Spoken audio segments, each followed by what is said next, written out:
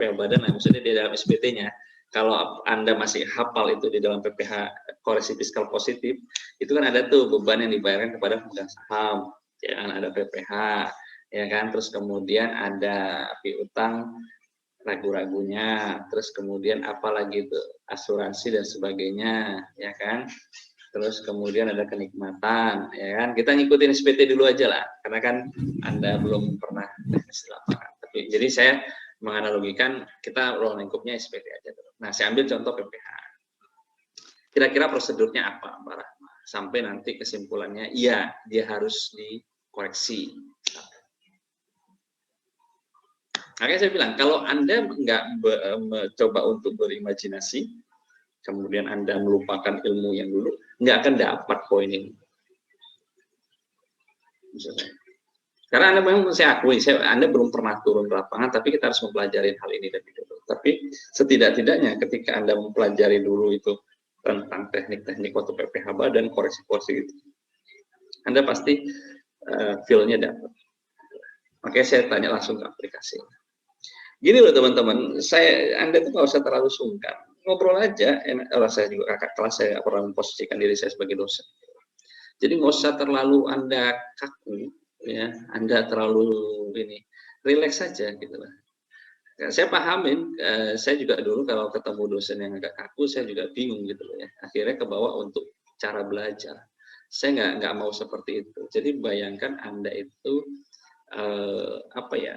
Anda menyenangkan belajar itu. Saya nggak mau Anda tertekan atau apa. Tapi jangan pula sayanya yang membuat posisikan Anda seperti saya menurunkan posisi saya, kemudian bukan posisi dalam hal apa ya, maksudnya saya terlalu lunak, tapi Anda pun jadinya bersanteri, ya saya juga nggak suka seperti itu. Karena saya pengennya adik di kelas saya ini bisa lebih baik, itu aja.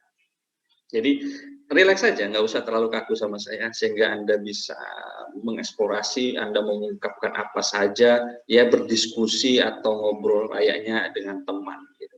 Itu yang saya harapkan, ya. Jadi nggak ada batasan. Oke. Oke, lanjut Mbak Rahma.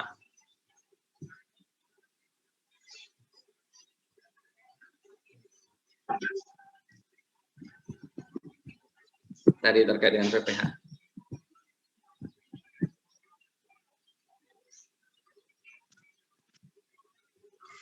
Kalau dicek SSP-nya Pak, diteliti SSP-nya gitu. Prosedurnya dulu deh.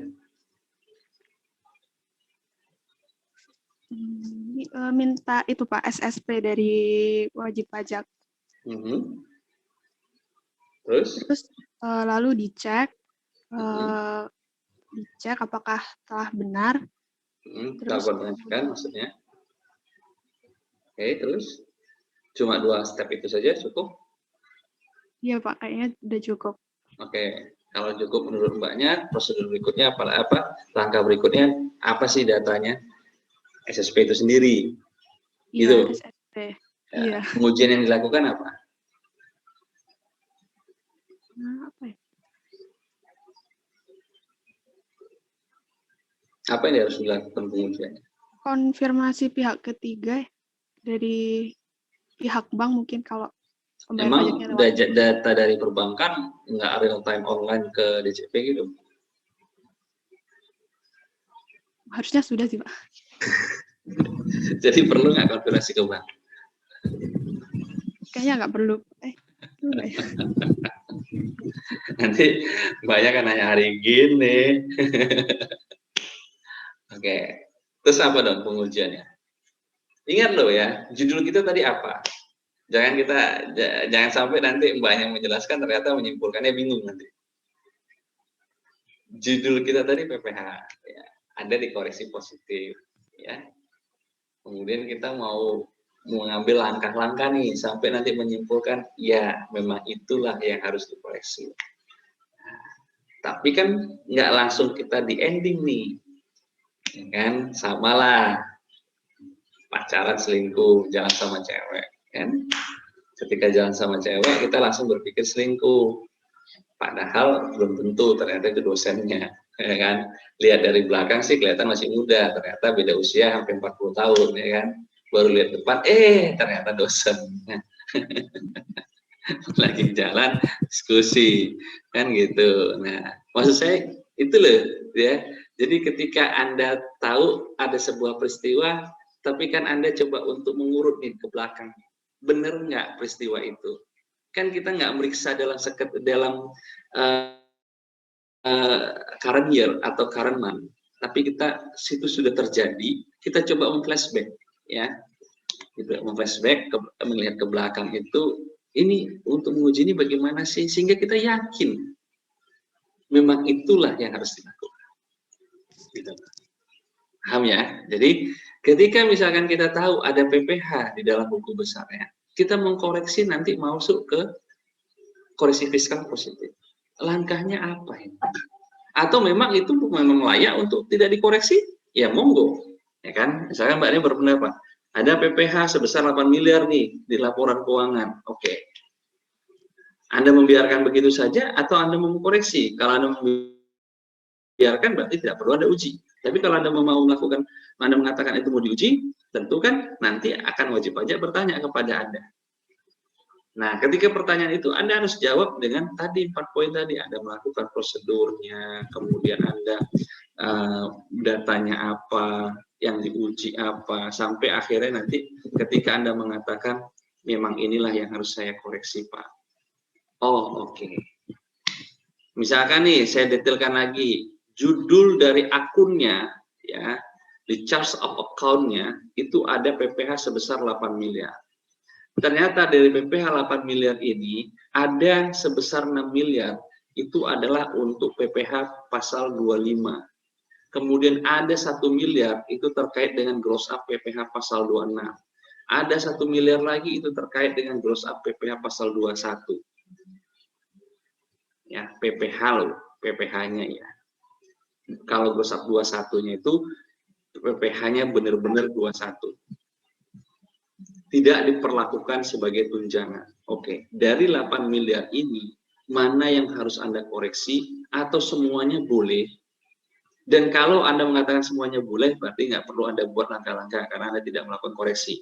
Tapi kalau Anda mau melakukan koreksi, langkah dan apa yang harus Anda tempuh? Oke, itu pertanyaan saya, Mbak.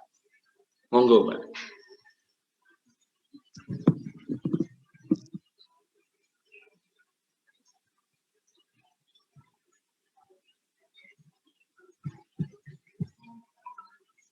Salah saya simpulin tadi pertanyaannya kan tadi ada PPh 8 biaya PPh itu 8 miliar pembagiannya, PPh 25-nya 6 miliar, PPh 26-nya 1 miliar dan PPh 21-nya 1 miliar yang benar-benar 1 miliar. Nah, kalau menurut saya prosedurnya itu pertama kan kalau misalnya dia di laporannya itu hanya tercantum 8 miliar, pertama itu perlu diidentifikasi dulu. Jadi apakah itu mencari pembagiannya dulu, Pak, kayak yang tadi 6 miliar, 1 miliar dan 1 miliar tadi. Kemudian kemudian lebih ke mengumpulkan buktinya dulu, apakah transaksi pembayaran itu benar-benar dilakukan. Contohnya tadi yang seperti dibilang Rama, mengikuti berupa SSK yang telah melakukan pembayaran tersebut. Ada buktinya semuanya. Di MPN juga masuk. Iya, Pak. Kemudian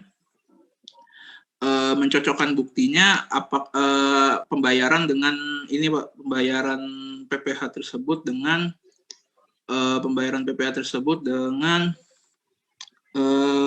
yang tercantum di laporan keuangan itu, apakah transaksi tersebut sudah terjadi atau belum. Kemudian saya sebenarnya ada bagian yang saya dari tadi miss, Pak, sebenarnya.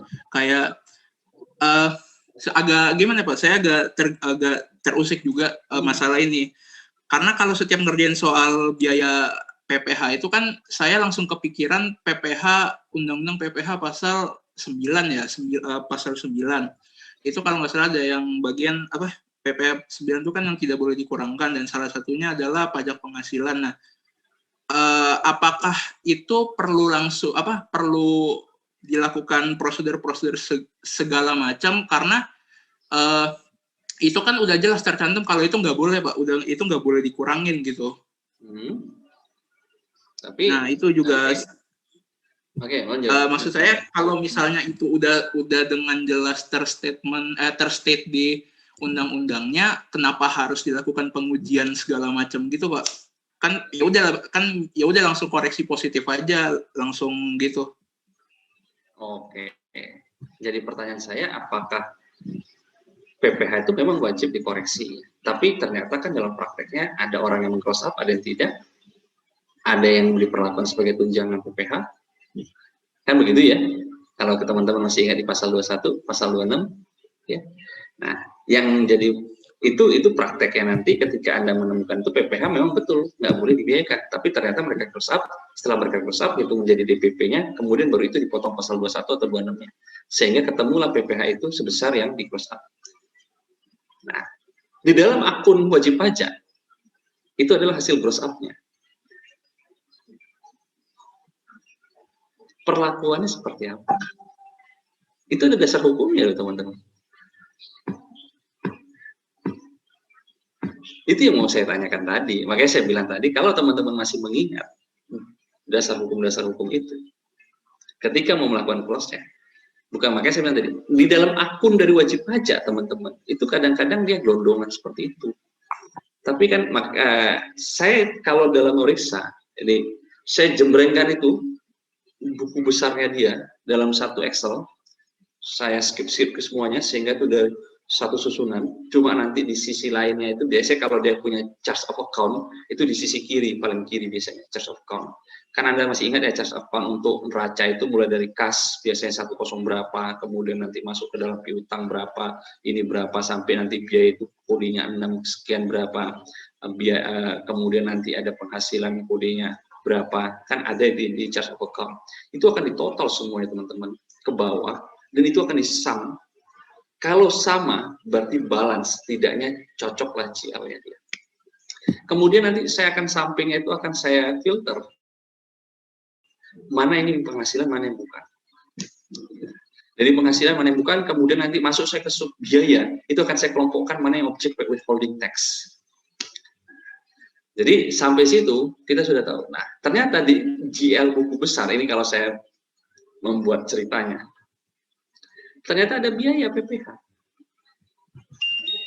Apakah semua PPH itu harus dikoreksi? Ternyata ada aturan yang mengatakan turunannya. Karena dalam praktek ini berkembang. Wajib pajak meng-gross up. 21 boleh kan di-gross up? Pasal 21-nya? Boleh. PPH itu sebesar gross up. Yang dicatat di pembukuan adalah biaya gross up-nya. Makanya saya sampaikan tadi, biaya gross up PPH 21. Nah, tentunya di pikiran kita, ini PPH-nya atau gross up-nya? Ini beda loh ya. Tapi di pembukuan dari wajib pajak, ini mengklasifikasikan adalah PPH. Kalau kita tembak langsung 8 miliar itu, nanti waktu di closing, bisa di-challenge sama wajib pajak. Bapak nggak lihat, Pak, akunnya PPH, ya. Tapi kenapa Bapak nggak ngecek sampai bukti? Kan saya tulis, Pak, itu biaya gross up-nya. Oke, terus kemudian Anda bertanya, lah ini PPH pasal 25? Ya cek aja, Pak, itu PPH-nya atau gross up juga. Nah, makanya saya sampaikan tadi, ini 4 step ini, teman-teman, prosedurnya, berarti Anda sudah firm, Anda melakukan prosedur dengan cara menguji ini, apa yang Anda mau tuju? Berarti langkah-langkahnya ini. Terus datanya apa yang Anda pengen uji? Setelah datanya ketemu pengen Anda uji, pengujiannya apa? Sampai nanti Anda yakin, oh ini benar-benar PPH-nya. Oh ini cuma biaya gross up-nya. Biaya gross up-nya dasar hukumnya apa ya? Kemudian boleh enggak ya? Sampai nanti Anda menyimpulkan. Jadi ini adalah mix teman-teman mulai dari prosedur. Kalau tadi Anda masih ingat, saya sampaikan di KKP itu di bawahnya saya sampaikan tadi adalah ada sumber data, ada langkah pengujiannya, dan di sampingnya dasar hukumnya. Kalau saya contoh tadi pasal 25. Kayak saya sampaikan tadi dasar hukumnya apa? Pasal 21, pasal 25, pasal 21 ya. 21 kalau Anda menuliskan hanya undang-undang saja, coba Anda cek di undang-undang pasal 21 itu hanya mengatakan objek-objek berupa ini dan lebih lanjut diatur dengan peraturan Menteri Keuangan. Kalau Anda sampai menghitung, Anda akan di-challenge, Pak, di 21 tuh nggak ada cara menghitung ini, Pak. Cara menghitung ini ada di mana? Ya di PMK, di Perdirjen. Sehingga dasar hukum itu setidak-tidaknya Anda tulis sampai dengan PMK dan Perdirjen, gitu loh. Nah, ini kan satu step, satu sangkaian, gitu. Ya, sampai Anda yakin ini memang harus dikoreksi, Pak, Bu. Kenapa? Ini loh dasar hukumnya. Ini loh akun Ibu begini, kemudian isinya begini, buktinya begini, dan kami simpulkan begini, sehingga ini harus dikoreksi. Itu loh, teman-teman. Paham ya? Oke. Jadi, kalau secara eksplisit di undang-undang PPh itu betul, saya sepakat sekali, itu harus dikoreksi. Tapi kan saya terjelaskan tadi, di akunnya itu PPh, tapi di dalamnya itu ada. Contoh lah misalkan, di dalam biaya perawatan, contohnya di akun wajib pajak itu ada namanya biaya perawatan dan pemeliharaan. Ya. Kalau Anda hanya mengambil dari judul akun, itu pasti Anda ketembak 23 semuanya. Tapi ternyata di dalam biaya akun dan perawatan, biaya dalam akun perawatan dan pemeliharaan itu ada macam-macam. Misalkan pembelian material sekian, kemudian ada di situ pembayaran gaji berupa upah borongan sekian, upah harian sekian. Nah, apakah Anda mau ngenain pasal 21, 23, atau apa ini? Kalau Anda melihat dari judul akun, itu Anda tembak 23. Kenapa? Biaya pemeliharaan dan perawatan, 23 itu semuanya. Tapi ketika Anda masuk ke sub akun dan Anda pengen membuktikan itu, ternyata kan itu objek 21 semua, teman-teman. Bukan 23. Dan perhitungannya ada upah borongan sendiri, upah harian sendiri. Biaya material masuk? Enggak. Itu yang saya maksud itu. Jadi makanya saya bilang, ketika Anda sudah dapat materi akuntansi kan ya, pengantar setidak-tidaknya kan. Nah, Anda kan pernah lihat tuh akun-akun apa saja, ya kan, cara satukan bagaimana. Terus kemudian Anda sudah dapat withholding tax, Anda sudah dapat PPh tentang koreksi fiskal positif negatif, kemudian Anda sudah dapat PPN. Jadi ketika ini ada, nggak serta-merta ketika ada judul itu Anda tembak semua dengan ini. Pemeriksaan itu adalah berdasarkan bukti, teman-teman. Bukan hanya by pandangan, nggak bisa. Anda membaca ini Anda tembak semuanya. Pada saat Anda closing conference, gugur semua temuan Anda. Berarti di situ wajib pajak sudah bisa melihat Anda apa? Berarti ini Bapak ini, Ibu ini nggak pernah nempuh langkah prosedur, nggak pernah ngecek sampai bukti. Dia akan bertanya, Pak, itu bukti saya yang saya berikan ke Bapak, diapain aja, Pak? Kan ini bukan 23, Pak, ini kan 21. Saya udah jelasin, buktinya ada itu semua, Pak. Gitu. Itu yang mau saya gali, teman-teman. Gitu.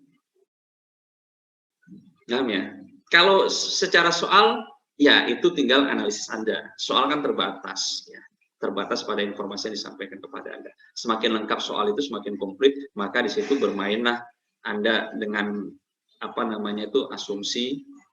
Kalau sudah klop, tidak ada asumsi, memang itu soalnya sudah lengkap sekali, maka di situ Anda tinggal memainkan bagaimana itu masuk dasar hukumnya, kemudian bagaimana cara menguji. Itu yang saya maksud tadi, Mas Dava. Jadi terkait dengan 8 miliar itu bagaimana? Per 16 ya, Pak? Sorry? Setidaknya nggak usah dasar hukum lah. 16 ya, Pak? Ya, setidaknya nggak usah dasar hukum lah, boleh atau enggaknya aja dulu lah. 21 kan lengket tuh sama 26 tuh. Meskipun nanti pada saat berusaha pada sendiri sih aturannya dia.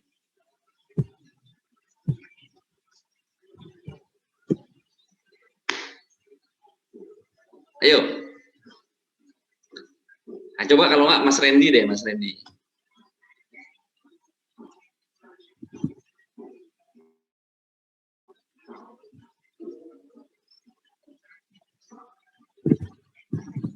Ada apa namanya peredaran usaha, ada HPP, kemudian ada biaya laba kotor. Nah ini bisa dimodif.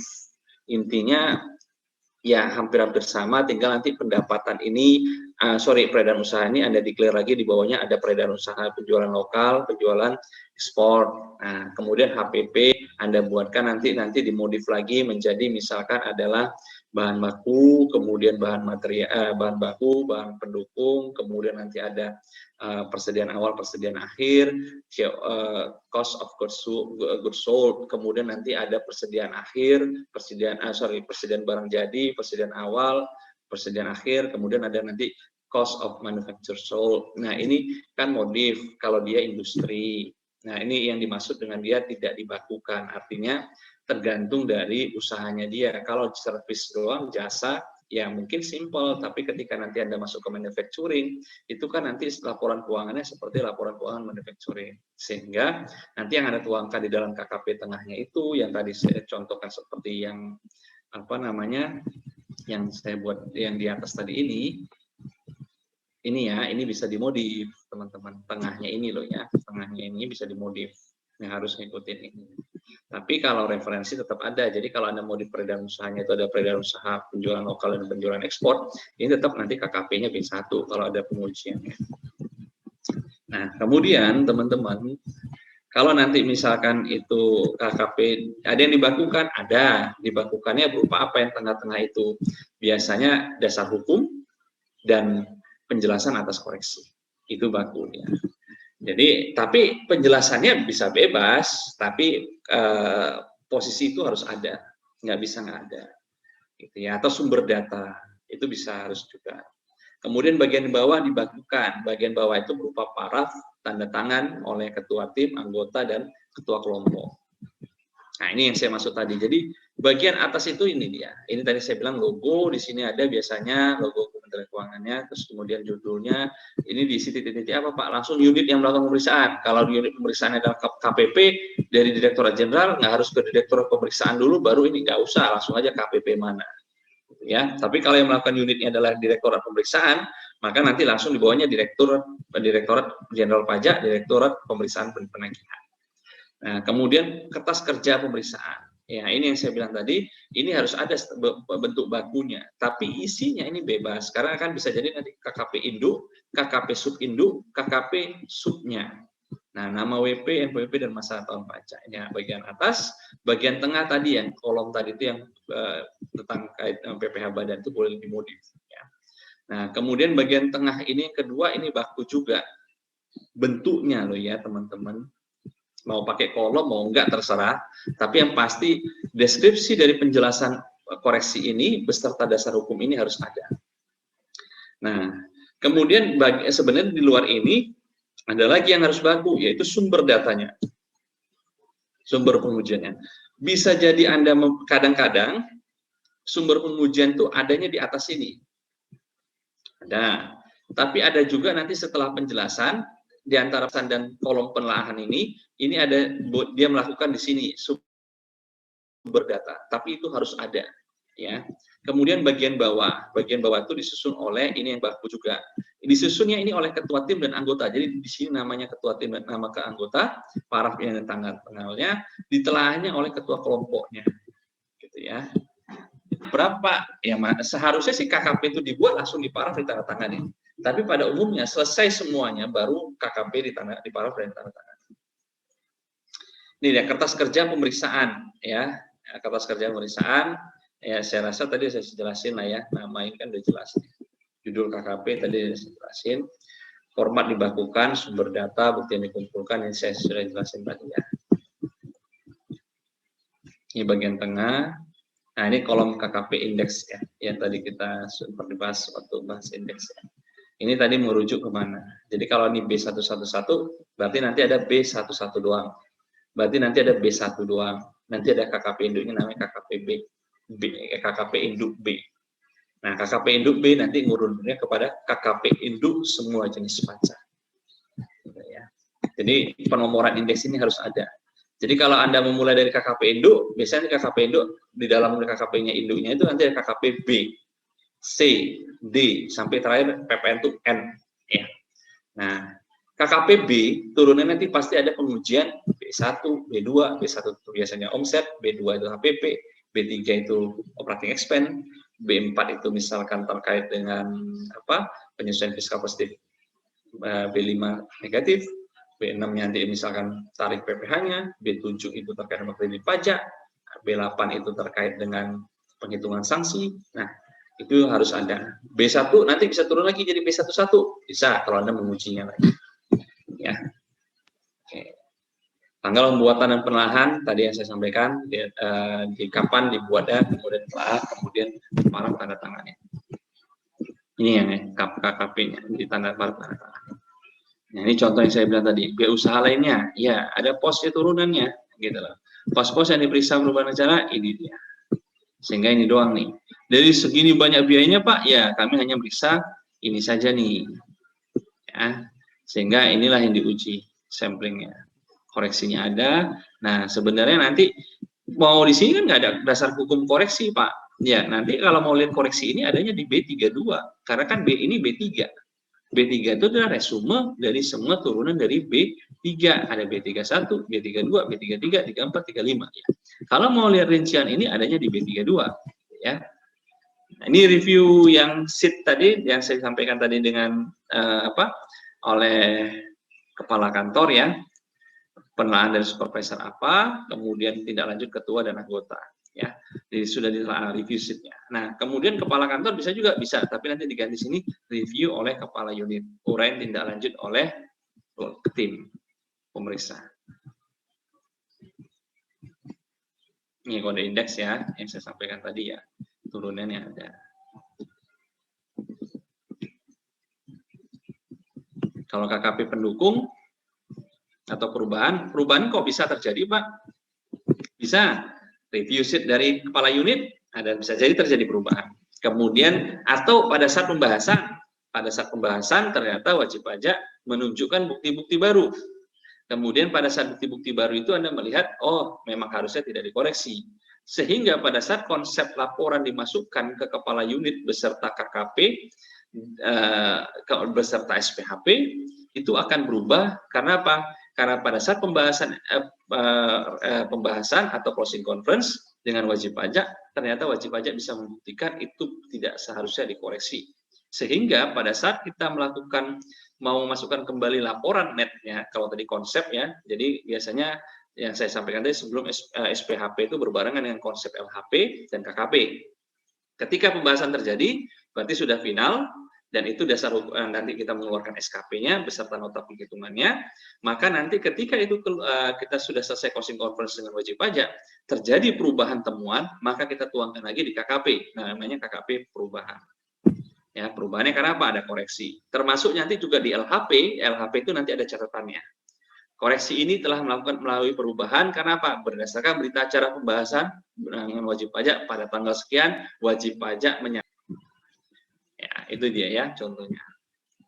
Ini yang tadi kita sampaikan adalah persiapan pemeriksaan, rencana pemeriksaan, KKP induknya, turunan dari sini semua teman-teman. Ini KKP,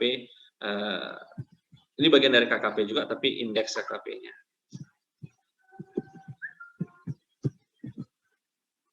Ini judul KKP ya. Misalnya.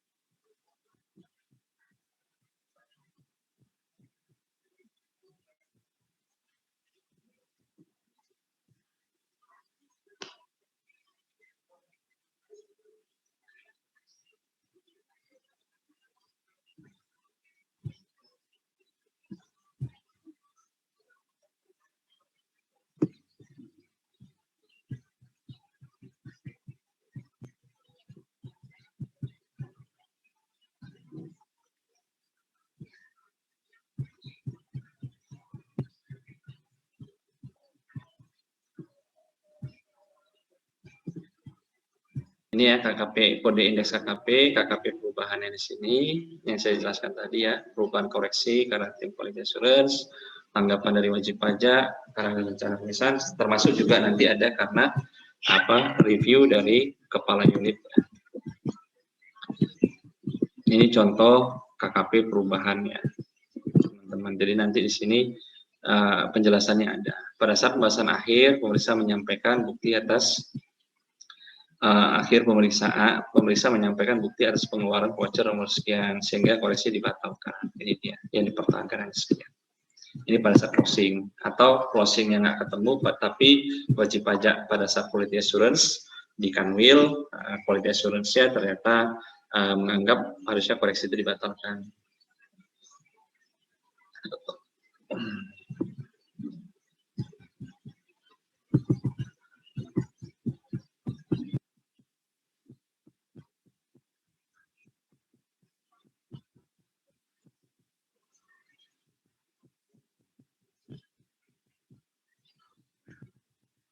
Bentar ya.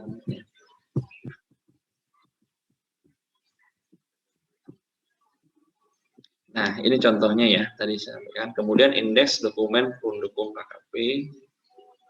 Ini dia.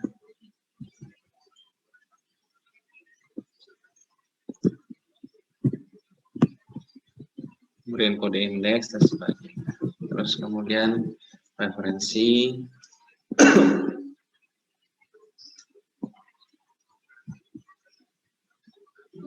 Tadi sudah kita bahas ya.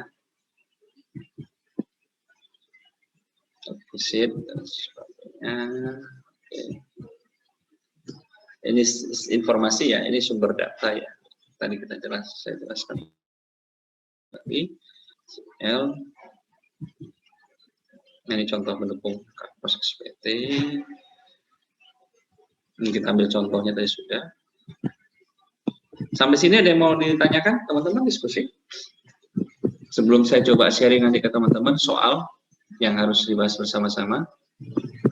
2018 ya, tahun pajak. Jadi nanti ada, kalau ada di situ keterangannya tahun 2013, dari teman-teman nanti buat itu 2017. Kalau nanti ada pasal 25-nya itu adalah tahun 2015, itu berarti nanti Anda buatkan seakan-akan 2019 ya. Nah, di sini ada apa namanya? Poin-poinnya. Saya cuma sekedar pengen teman-teman itu mengenang lagi, masih apa ya, setidaknya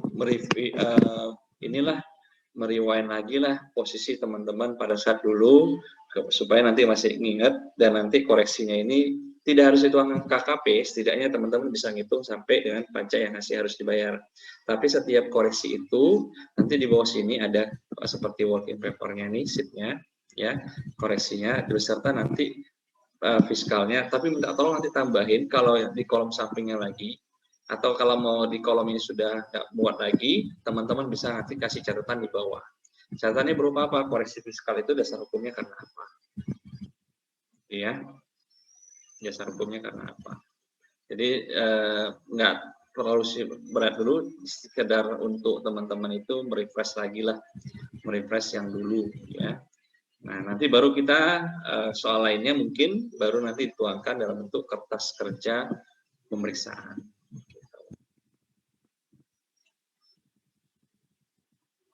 Sampai sini ada yang mau ditanyakan teman-teman terkait soal? Hanya saja, ini kan PPh badan ya. Nanti kalau ada potensi lainnya terkait dengan withholding dan PPN, itu kalau di sini kertas kerja pemeriksaan ya. Kertas kerjanya untuk PPh saja. Nanti buatkan kertas kerjanya sendiri, tapi dalam bentuk sederhana aja terkait dengan PPN dan PPh withholdingnya. Jadi ketika ada objek-objeknya dia di sini dan asumsikan di PKP, sehingga nanti Anda harus mengenakan PPN sama dia ketika memang itu BKP, dan kalau memang itu adalah objek withholding tax, maka harusnya Anda juga menghitung berapa withholding tax. Oke. Dari soal ini ada yang mau ditanyakan teman-teman?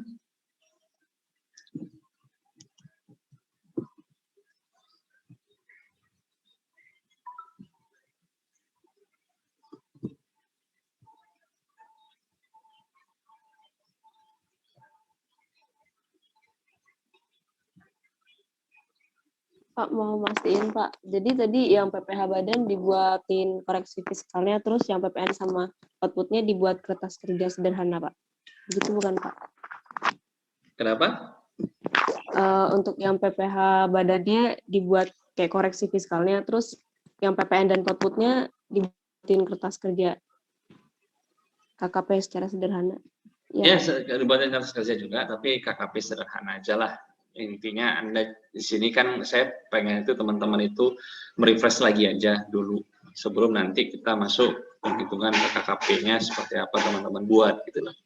Jujur saya sebenarnya juga nggak pengen memberatin teman-teman, tapi saya berpikir ya harus ada sebuah inilah yang sehingga teman-teman juga mau. Karena kalau hanya untuk merefresh ke belakang lagi, karena konteksnya adalah ketika teman-teman hanya belajar teori, itu teman-teman akan jenuh gitu loh.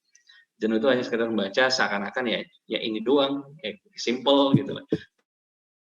Padahal ternyata pada saat ujian nanti kan kita tidak melihat teori semata, tapi juga bagaimana teman-teman nanti sampai begitu pajaknya, sudut pandangnya, bukti apa, itu yang saya sampaikan tadi. Kita sudah coba untuk berimajinasi dengan konkret. Konkret itu artinya imajinasi nggak liar, artinya dasar hukumnya ada, bukti-buktinya ada. Gitu, ya. Jadi kalau itu soal ini hanya sederhana aja dibuat. Ya. Ada lagi teman-teman yang mau tanyakan? Pak, ini individu atau kelompok? Individu aja, Mbak. Tapi individunya karena ini simple, jadi nggak perlu dikumpulkan. Jadi artinya coba aja lah sekedar teman latihan, teman-teman latihannya. Jadi nggak perlu dikumpulkan. Tapi nanti di pertemuan berikutnya saya coba nanti minta sekitar 3 orang untuk saya tunjuk atau nanti dari teman-teman mau sendiri mengajukan nama, silakan untuk membahas itu. Baik, Pak. Terima kasih, Pak. Ya. Ada lagi mau ditanyakan teman-teman terkait materi pemohon soal?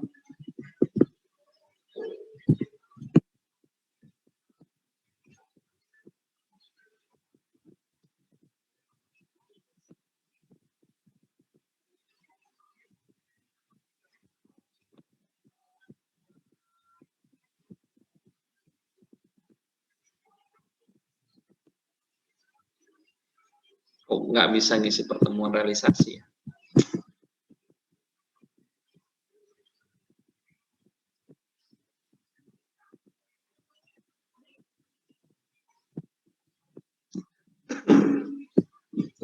Ada lagi yang mau ditanyakan atau didiskusikan teman-teman?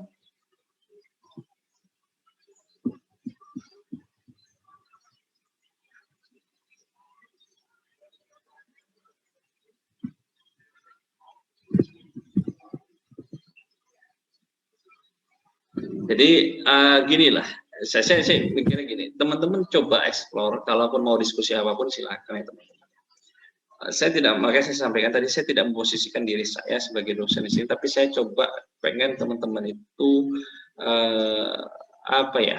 memahami keseluruhan. Saya menganggap teman-teman itu memang adik kelas saya, sehingga ngobrol aja, relax gitu lah, relax ngobrol dengan sehingga tidak ada sekat gitu lah. Dalam konteks kadang saya berpikir dulu pada saya mahasiswa juga ada sungkan atau apa enggak, karena konteks saya adalah bagaimana teman-teman itu bisa keluar dari kampus itu dengan semaksimal mungkin pengetahuan yang didapat. Itu aja sih. Jadi nggak usah terlalu sungkan sama saya, nggak usah terlalu kaku, relax saja. Dalam mengajukan pertanyaan, dalam mengajukan pendapat tidak ada yang salah, tapi kita berusaha untuk fokus. Ya, jangan. Saya juga tidak mau. Tadi saya sampaikan adalah ketika teman-teman saya juga lunak, bukan berarti saya juga tidak concern terhadap teman-teman ya. Karena jangan sampai nanti saya melunak, tapi tiba-tiba teman-teman berpikir ya nggak harus ngikutin dan sebagainya. Dampaknya nanti ke teman-teman sebenarnya. Itu yang saya jagakan aja sebenarnya. Ya, karena saya masih care sama diri saya. Ya. Sampai sini ada yang mau tanyakan teman-teman?